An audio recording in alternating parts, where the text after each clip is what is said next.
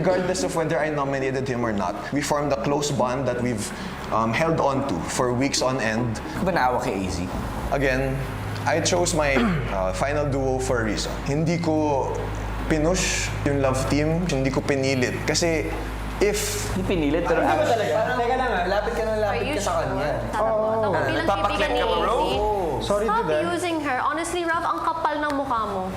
Why do you keep going near her? If you really have no intention of having anything to do with her, why do you keep going near her? Pinapaasa niya yun, no? Kasi alam niyo sa labas, nakita na niya. I was there for AZ. I was there for Dustin. So I don't think you can blame me for genuinely caring for another person in this house. And that's the sole reason why I keep making it clear every single time that I do not want any feelings to be miscommunicated. Si Will, nabubulok na Si Will, nakikita ko naman na talagang palaban ka, but this is a collab, this is a duo thing, where I can't feel you, Will. I'm sorry, hindi ako tinatanong eh. So, No, I mean, anong naging ambag mo sa show na to? Why do you deserve that spot? maybe yung iba sa inyo sinasabi na okay ako sa task. Speak up, bro. Speak up. I can't... Na okay ako sa task. Nag-improve ako. Nakita niyo yung struggles ko eh, di ba? In-overcome ko yun, ninarap ko lahat yun.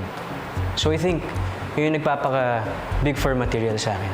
So, I'm not saying also na di ka deserving. Tingin nyo fair, Fair. na kayo yung nandyan and sila ate, Klang and Shuvi ang nawala ng spot. Well, first of all, wala naman kaming control dun eh. No, tingin nyo fair. I think it's fair.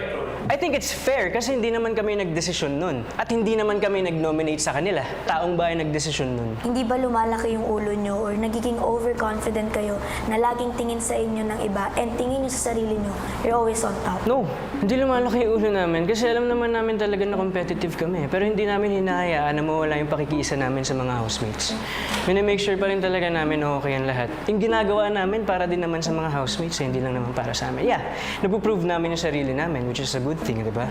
Pero sabi din ni Ate Klang, hindi naman nila problema kung magaling din kami, di ba? I think it's more of, doing our 100% best lang talaga every task. Also with, making sure din na hindi siya pumupunta talaga sa mga ulo namin. Grabe. Ngayon ay bibigyan ko kayo ng pagkakataon